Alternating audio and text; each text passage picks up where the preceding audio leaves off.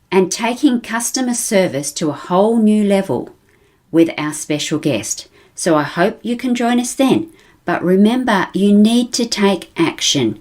So have a look at your marketing and see what your perceived value is. Until next week, bye for now. Don't forget to subscribe to Small Business Talk podcast and head on over to smallbusinestalk.com.au/downloads for all the show notes and links to this episode. Remember, to be great, you must start. Pick one tip from today's episode, take action and implement it. Let's meet again next week at the same time and place. Until then, take action. And SBT community, enjoy your journey.